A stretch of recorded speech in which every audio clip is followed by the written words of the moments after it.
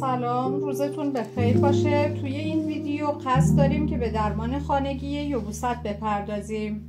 امروز قصد داریم که به 10 مورد از مواد غذایی که به درمان خانگی یبوست کمک میکنه بپردازیم و اونا رو بررسی کنیم. مطالبی که توی این ویدیو گفته میشه مقاله هایی هستن که توی دنیا چاپ شدن و میتونن به یبوست شما کمک کنن که بتونین هرچه سریعتر این مشکل رو رفع کنید. اولین مورد آب هستش. مصرف مقدار کافی آب در طول شبانه روز میتونه باعث نرم شدن مدفوع بشه و توصیه میشه که روزانه حداقل 8 لیوان آب بنوشید. دومین مورد میوه ها هستن. مصرف میوه هایی مثل هلو، آلو، سیب که به دلیل فیبری که قابل حل در آب هست و دارن میتونن باعث رفع یبوست بشن. سومین مورد مصرف سبزیجات هستش. سبزیجات خام به دلیل مقدار کافی آب و فیبری که دارن میتونن باعث عملکرد بهتر روده بشن و به یبوست شما کمک کنن. رسیدیم به یکی از قسمت‌های مهم، مصرف غلات.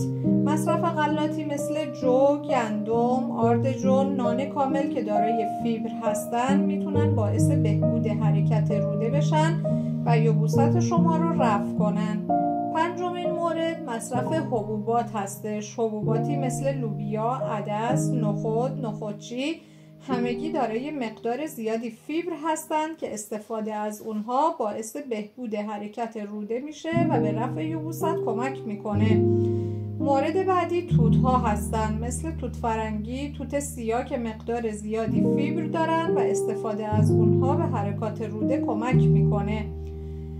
هفتمین مورد کاهو هستش که استفاده از کاهو هم به افزایش حرکت روده کمک میکنه و یبوست شما رو بهتر میکنه. استفاده از آووکادو هم به دلیل اینکه فیبر زیادی داره باعث رفع یبوست میشه.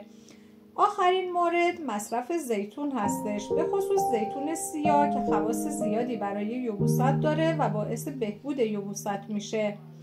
دوستای عزیزم، اگر به یبوست مبتلا هستین میتونین با مصرف روزانه زیتون این مشکل رو کامل برطرف کنید. ممنونم که تا اینجا با من همراه بودین. امیدوارم که استفاده کافی رو از این ویدیو برده باشین. حتما من رو سابسکرایب کنید و اگر نظری داشتید برام کامنت کنید.